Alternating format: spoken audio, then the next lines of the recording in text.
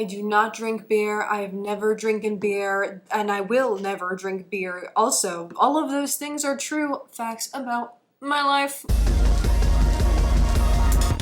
Hey, y'all know me. I'm Uzma. I have a degree in neuroscience, but it is one of the lowest ones, so that's not really saying a lot. After getting my degree, I decided it was time for me to delve into my research interests. Those being drugs, alcohol, weed, and nicotine specifically, which is conveniently what this exact video is. Isn't that absolutely crazy? So for this video, I've done some real boots on the ground fieldwork. It takes a dedicated researcher to offer herself up as her own subject for the study, but you know, I do what I can for you guys. The experiment asking, what do these drugs do to your brain? I take this very seriously. I've been researching this video for a matter of fact, I've been researching this video for years. I'm just kidding, family. Everything here pictured is fake. This is all fake, and it's also a joke. It's a semi-fictional character of me that I'm portraying as myself, but I'm fictional. In America, we find this very funny, so you should also find it funny. Maybe it'll help you have fun a little bit. Before we understand how these drugs affect your brain, let's first establish something over here. Ooh, hi, hey guys, what's up? Okay, I have this dual camera system set up here so that we can do some demonstrations, and we could also, I don't know, just talk face to face like this too. So isn't that really nice? Pharmacokinetics outlines the life cycle of a drug in the body through 4 separate stages, those being absorption, distribution, metabolism, and excretion. I'm gonna go ahead and put one more stage right there in the middle where we analyze the given drug's brain interactions before it's metabolized and excreted out of the body. Of course, the acute effects, what actually happens to you while you're high, which is the actual real interesting part that anybody's actually interested in, right? So why was it so hard to find research on some of this stuff, right? It wasn't that hard. It was just kind of hard to interpret because nobody knows how to write. Part 1, alcohol. I'm gonna get rid of all that stuff over there because we're just gonna focus on this bad boy, okay? I made Pokemon cards for every single one of my drugs, of course. I mean, like, come on. I just thought that it would be a fun little thing to do. Here's the character card that we have for alcohol. I made little Modelos over here, even though I'm drinking a Stella. So let's start with absorption, of course. In proper society, alcohol is ingested orally, but freakos who want to put their life at risk may do a little bit of injection or absorption through the rectum. I do not recommend you doing that. But I do want to introduce the other methods of administration. They exist, but they can be dangerous, so that's all. In the case of oral ingestion, alcohol flows through the mouth, down the esophagus, and into the stomach. You guys know this, right? Like, I don't have to walk through the digestive system with you, the stomach, and in the esophagus, you know what I'm saying? Here in the stomach, alcohol can diffuse its way through the stomach lining and into the bloodstream. If your tummy's empty, alcohol could make its way to the next part of the digestive system, that being the small intestine, and then it could get absorbed through the small intestine's lining, or it could get absorbed through the stomach's lining. But small intestine does give us a little bit of faster absorption. So that's why when you've recently eaten, you don't get drunk as much because the food is acting as a physical obstruction, blocking most of the stomach lining down there so it can't diffuse into the bloodstream, and also blocking the entrance of the small intestine, so it's just slower absorption, you know? Of course, the type you ingest matters too. Beer over here, this is going to be like our basic level Pokemon beer because it has some of the lowest alcohol by volume at around 5%, and if I have some beer nerd come into my comment section and tell me, oh, that's actually more of a legger, I don't care. Wine would be your level up, that would be your stage 1 Pokemon, and then like a spirit would be your stage 2 Pokemon, because wine is at around, whatever, like 10% alcohol by volume or something like that. I didn't make a card for this one because I already had a lot to make. I didn't want to do more. These took so much more time than I thought they were going to actually take, so yeah, your stage 2 would be a raw spirit at around 40% ABV, alcohol by volume. You take a stage 2 level alcohol, the absorption rate is much faster, i.e. you get hammered, but a beer, it's really not gonna do much to you unless you drink a lot of it. And if you're drinking a lot of it, oh my god, take care of yourself. Distribution. Once alcohol passes through the stomach or the small intestine lining, it can diffuse into the bloodstream. And the bloodstream is a one-way stop to anywhere you want to go. You can go anywhere throughout the entire body through the bloodstream because the blood is literally everywhere throughout the body. And one of these locations is going to be the brain. Alright folks, everything here so far has been child's play, so I'm going to need your utmost attention. Little background here, in order to properly function, your brain must have some drugs of its own, and we call these neurotransmitters. Oh yes, we do. So which ones are we going to introduce right now? Like, GABA. GABA here is a neurotransmitter, aka gamma-aminobutyric acid. It is the resident neurotransmitter of inhibition. That is so true. I do have their talents listed right over here if you're curious. We have glycine. This is a secondary inhibitory neurotransmitter. That has been a mouthful. That is like the 6th time I had to say that. That was really hard for me to say. And then we also have glutamate, which is our first excitatory neurotransmitter. Isn't that fun? These are our character cards in this scenario. Their powers listed over here in their talents. I was thinking about making energy cards a la Pokemon, but I decided that's too much work, so I didn't want to do it. It's just a YouTube video, okay? Now, here's where things get a little bit freaky, all right? Actually, not really. This is actually pretty normal. I have this. I didn't make a receptor for GABA? Hold on. Can you pretend that that works? Can we say that that works, please? So when I say GABA or glycine is inhibitory, basically what that means is that when GABA or glycine meet its coordinated receptor out here, like this, they inhibit the effects that that part of the brain would normally have. And then when I say excitatory, I mean that when glutamate meets its coordinate receptor out here in the brain, they activate that part of the brain so it can carry out its functions. Does that make sense? And then you can get ding. I don't know if I already put those little sound effects into my video, but I could do them. Ding. I could do that. Now, the brain is a delicate system here, and these neurotransmitters are released in certain patterns to certain parts of the brain so that the brain can overall carry out its functions. Its normal everyday functions, like eating, working, scrolling, and even the most minuscule things like walking in a straight line, saying your speech clearly, and not slurring it. Do you see where I'm getting at? Now see, the special little thing about alcohol over here, this teensy little alcohol molecule, so sneaky and sneaky, I don't know what I'm saying, can actually bind to the very same receptors that GABA and glycine bind onto. So it kind of hijacks the brain a little bit, I guess you could say. And guess what? Chicken butt, these receptors don't care. They will still carry out the very same function that they would even if it was GABA or glycine that actually bound onto it. Alcohol is in a similar enough shape where it can bind onto these receptors and it can get out the same functions carried out throughout the brain. It's kind of embarrassing. They're like so non-committal. Like, come on, stick to the one that you're named after, right? Like stick to the, like that's marriage basically at that point. But no, alcohol is the mistress over here. But you know what happens? GABA and glycine are inhibitory, right? And when alcohol is coming into the picture, there is a lot more inhibitory effects that the brain is undergoing because it's binding onto these receptors over here, right? So now your brain functions are being shut down at an abnormally high rate compared to baseline because there's not usually this much GABA and this much glycine naturally produced in your brain, but alcohol is acting like them, so your systems are shutting down. You know where these receptors are found in the brain?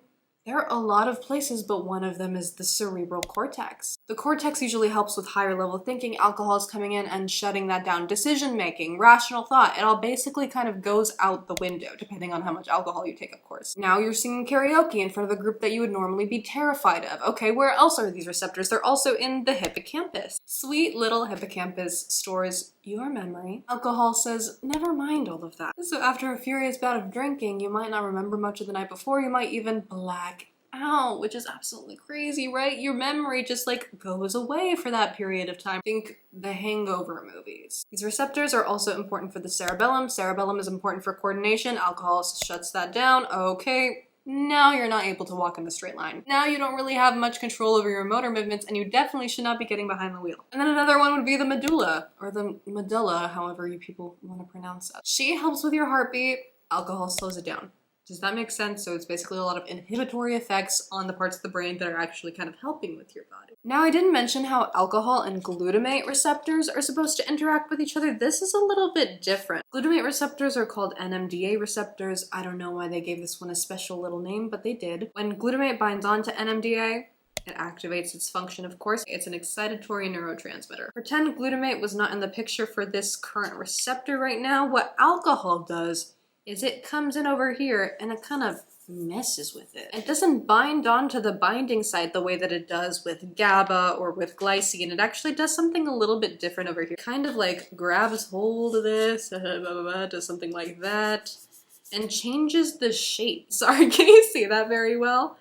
Alcohol is responsible for this little change of the shape in the receptor. So now what happens is when glutamate does try to come in and bind onto that binding site of its receptor, it doesn't fit anymore because alcohol has changed the shape of the receptor. It's really interesting, right? It just changes the shape like this. So now it can't bind on, it's trying, it's unsuccessful, and it cannot excite the parts of the brain that need to be excited because of these things. They're just shutting them down.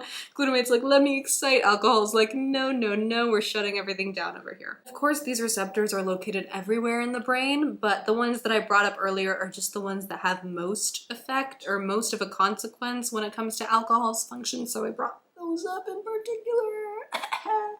My throat is being really weird. So that all leads to a nice feeling in the moment. You know, it's nice not to ruminate over decisions. It's nice not to be able to remember somebody's name that they just brought up like 2 seconds ago. It's nice to let go. It really makes you feel like you're living in the present, right? Well, the moment must fade and your body must reset the balance. Bye-bye, alcohol. Metabolism. It's time to break down alcohol and get it out of here, out of the body, bye-bye. So your liver is the one that's doing most of the work. Also the pancreas and the brain a little bit, but like, it's the liver doing most of that stuff. Matter of fact, sometimes the liver gets a head start on alcohol metabolism by something called first pass metabolism. Because when alcohol seeps through the stomach lining, sometimes it goes straight to the liver where it can be immediately metabolized. Obviously not all of it, because then there would be no effects on your brain, but some of it. So let me show you how it works, okay? This is obviously not to scale, it's microscopic, but pretend this pair of scissors plays the role of enzyme alcohol dehydrogenase, okay?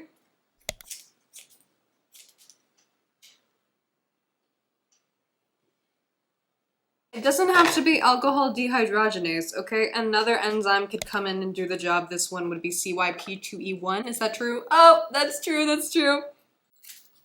Oh, these CYP is not very good.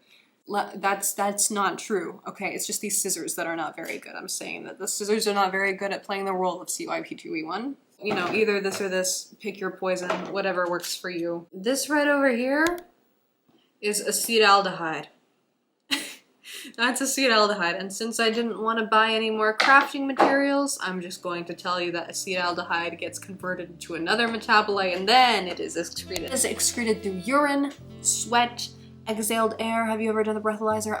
My condolences if you have. But those little thingies can tell your blood alcohol content, aka BAC, just from the air that you exhale. If you've ever had a hangover, you're probably dehydrated because you're losing a lot of fluids. Alcohol travels through water, and in order to excrete that, you also gotta excrete that water out of there, so drink some water. You might be moody because your brain's trying to balance out all of the fun that you had from the night before. It's gotta bring it back to homeostasis. Or you might have a headache because one of the metabolites of alcohol, acetaldehyde, is toxic. There are more reasons, but I'm not letting on because then this video would be far too long. I just wanted to cover alcohol. We're done with alcohol now. Okay, Gucci gang. Let's move on.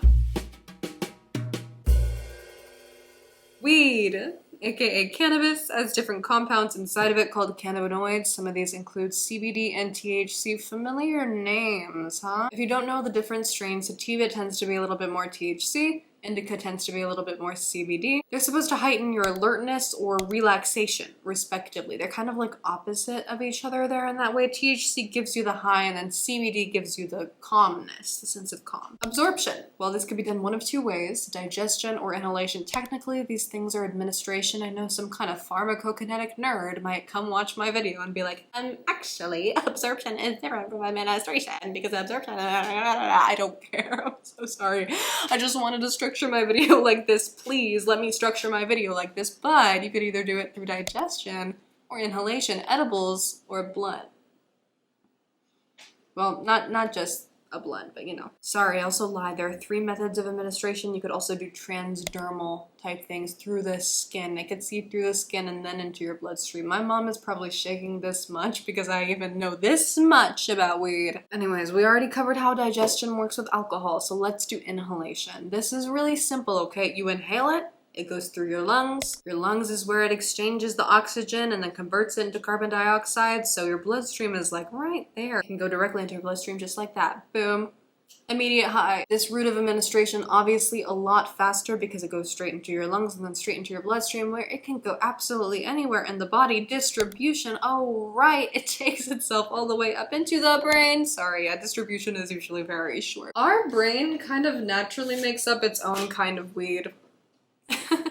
These are called endocannabinoids. You know how I said weed has cannabinoids? Well, these are endocannabinoids. Endo meaning inside. Included over here one of these drawings of one of the endocannabinoids because there are multiple molecules, but this one is anandamide, so that's fun. In order for these to work, they've got to bind to different types of receptors in your brain. This is either CB1 or CB2 type receptors. I should have made this the same color as the endocannabinoids, but I didn't because I was stupid. Receptors are obviously naturally occurring, and so are the endocannabinoids, so I should have made them the same color because they're both naturally occurring and not made of them, but it's okay.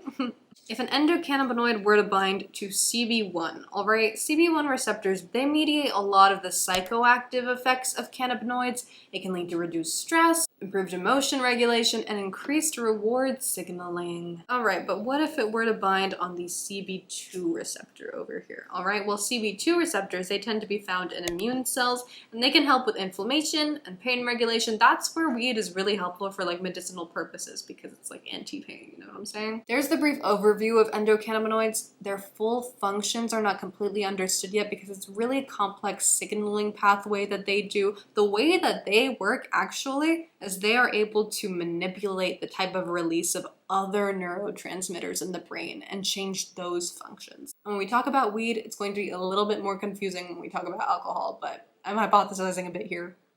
Roll with me. We're going to cover 4 weed effects. They're going to be mood, memory, senses, and appetite. Let's start with mood. I mentioned how these chemicals can alter the release of different neurotransmitters, right? Well, one of these is dopamine. Dopamine gets released a lot more when weed comes into the picture inside of the brain, which obviously makes us feel good, you know, it gives us that lighter mood. Chronic use of weed actually may lead to higher possibility of depression and anxiety. I assume that's because it's kind of a homeostatic function of the brain, since when you're on weed, you're super happy. Off the weed, usually it doesn't feel so bad, but if you're chronically using weed, that actually might be detrimental to your mental health. It may also lead to less motivation, you know, less reward seeking, because it's like, well, I can get all of my reward with weed, get that dopamine, I feel good, why would I do anything else? And then memory. Hippocampus is the top dog of memory, we know this, and it's affected pretty heavily with THC. While I haven't been able to find evidence for this for sure, my hypothesis is that it alters excitatory neurotransmitting, like glutamate. Over here, I think maybe somehow weed can manipulate glutamate signaling as well, so it's just like, I don't know, maybe like not as excitatory anymore for the hippocampus. And if the hippocampus is not being excited, then you're not going to be able to recall recent memory that well because it's not really at full function, so it can't consolidate the short term into long term. You ever been high having a conversation with someone and then just like immediately forget what they were talking about? There you go! And this is also my guess as to why time perception is warped a little bit, because without proper memory functions, then you're not really able to track time the way you normally do. Like, I'm not sure lack of glutamate is the reason, like, because some sources have pointed at changes in blood flow, but then it's also like, okay, well, what caused that change of blood flow? I don't know. My research efforts have led me nowhere substantial, so if you're maybe a professor of weed or something, you could come into the comments and let me know. Let me see your degree first. Anyway, what's kind of sad and arguably the biggest downside to using weed chronically is that it can kind of shrink your hippocampus a little bit. Some studies have found this in support of that hypothesis. Some studies have said otherwise. I just wanted to say that not everybody's in agreement, but you know, there has been some evidence to show that the hippocampus does shrink for chronic weed users, so that's just something to know. I'm just giving you the information that I have, so do with that what you will. I'm not your mother. Okay, but that can point to maybe like the foggy feeling that you get after. a night of weed or something like that. Senses! Your sensory processing is also disrupted, of course, because weed is altering like the inhibitory, excitatory signaling that is located in your olfactory cortex and in your visual cortex. This is also happening in other cortical areas that involve cognition, so not just senses, but also a little bit of cognition. It plays a role into why, you know, sensory things are really fun. Music is really fun to listen to, reels are really fun to watch, unless you're one of those people that focuses on all of the wrong sensory things. Weird noise in the background or a creepy shadow or something like that, and you end up getting paranoid instead because the inhibitory excitatory signaling in the cognitive cortical parts of your brain are also off. So it's not functioning the same way anymore, and it's probably interpreting these weird shadows and these weird sounds as something to be afraid of. So you could get paranoid like that. It's no fault on you. THC is literally considered a hallucinogenic. It just alters the excitatory, inhibitory signaling of your brain a little bit in ways that I guess are not very favorable to you. Everybody goes through a little bit of paranoia when they get high. But if it's really bad, then yeah, just avoid that. And then appetite. You got the munchies. Sorry. The hypothalamus is the part of the brain that regulates your most basic human needs. Eating, drinking, sexing.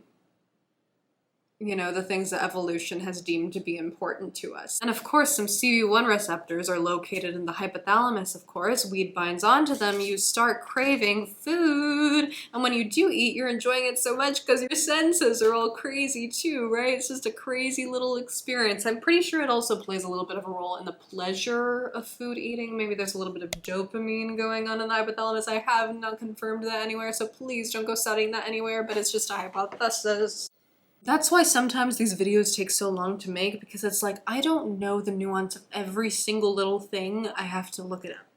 And I do want to leave a message to my teen viewers out there. There tends to be some really significant like changes in brain development when you take weed as an adolescent. You know, like how chronic use of weed changed your hypothalamus size. That can happen to you, but at a much higher rate. And you also have a much higher possibility of developing a dependency on it. So I'm just saying, do not chronically use weed. You might not be able to bounce back as easily as an adult would. Well, all right. Thank you, brain. That was so fun. That was so nice. Now it's time to go and degrade these molecules. Metabolism. We're back in the trusty old liver because she's the lead of this project. Again, my scissors will be some kind of variant of cytochrome P450. Yeah. Leading to our metabolites of 11-hydroxy-THC and 11-carboxy-THC, which undergoes some extra conversions to then be excreted in feces and urine. CBD tends to have a longer elimination half-life. Oh.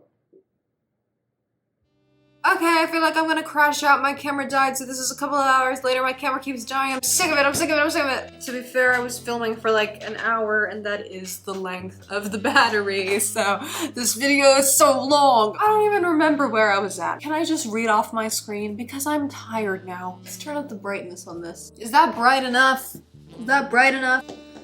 Now there's going to be some kind of 40-year-old who's telling me that I've had too much personality in my videos. I'm sick of it. Let's do nicotine, I guess. My thing turned off. Oh my god. Nicotine, here it is. I was gonna start off with a cute little anecdote talking about, oh, there's this song by Panic at the Disco that's called Nicotine, and when I was a kid, I don't care about it. Let's just finish it out. Absorption, cigarette, vape, that's the inhalation method that we covered with weed. We also have skin patches, whereby the nicotine is absorbed through the skin and then into the bloodstream, and the similar kind of thing happens when we're talking about Zins, okay? You just put it up there in your mucous membrane, and it's a little bit of a faster absorption rate because it's thin, you know, it's thin. Your blood's right there. It can go straight into the bloodstream, you know, it's thin. Distribution, you guys should know this. Once the nicotine's all in your bloodstream, it goes everywhere up into your brain. Okay, let's do it. I'm sorry, this is honestly my least favorite one, so sorry to not end with a bang. You ever heard of acetylcholine?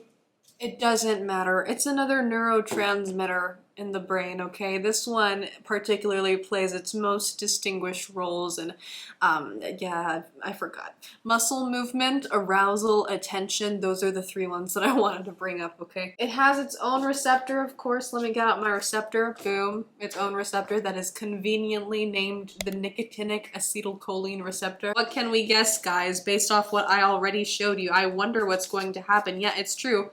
Acetylcholine can bind onto these receptors. Nicotine can also bind onto these receptors.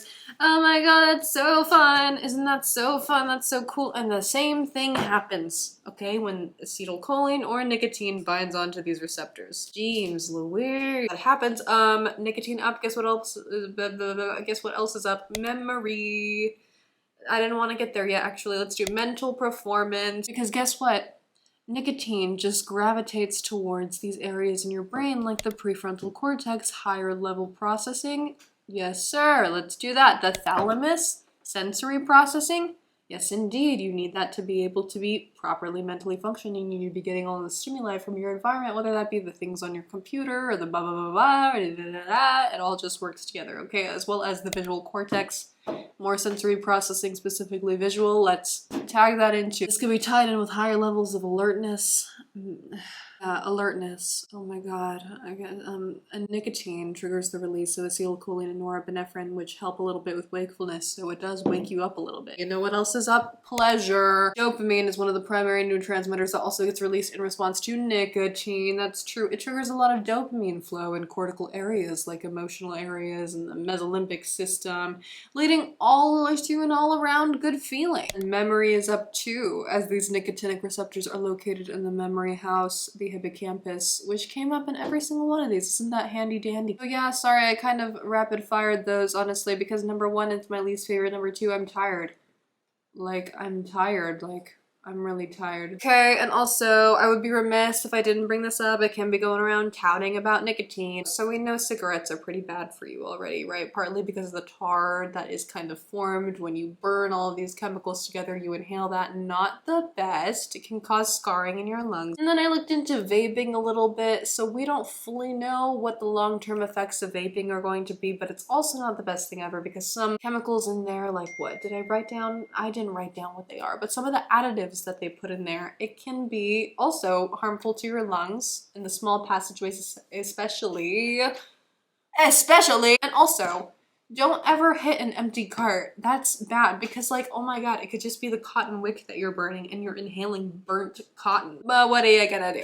Nicotine as a whole, no matter what route of administration you do it, it increases your blood pressure, which can lead to like higher possibilities of some cardiovascular issues like heart attacks or arterial wall damage. It can be kind of bad, so I know there's some stuff that came out about Zins and being like mouth cancerous or something like that, but I haven't looked into that very much. I mean, I'm honestly assuming it's just kind of the same concept with the mucous membrane, right? I mean, I don't know exactly on that one. I'm gonna be completely honest because I don't really care about this one completely. I'm sorry. It's been such a thing for like the past how many centuries. It keeps getting repackaged in some kind of new way so it can still be in vogue. I don't even know what I'm saying anymore. Like, let's get to metabolism. Metabolism, all right, we're back in the liver. Thank you, liver. You've done so much for us today. Enzyme CYP2A6. Along with maybe a 5-hydroxy-nicotine to help break down the nic into 2. I was gonna try to do it at the same time. Okay, you know what? This is the nicotine 1,5-aminium ion, which is then further broken down by me. My name is actually aldehyde oxidase. We get cotinine, which is one of the biggest primary metabolites of nicotine. Cotinine is then excreted through urine, sweat, feces, saliva, breast milk. Okay, alright guys. Thank you for watching that video. I hope you learned something and it was valuable to you and maybe you'll think about things or something like that. I hope that that was fun. I'm so sorry, always terrible at outros, but we talked about alcohol, weed, and nicotine. Rewatch the video if you want a summary of that. I don't have to provide a summary for you. You can do that all by yourself, okay? Sorry I caught a little bit of an attitude at the end there. I'm so tired. But now I'm done with my tasks and I can relax now and I can go to sleep. let me like and comment and subscribe, please. Please, please, please. Peace out. Peace.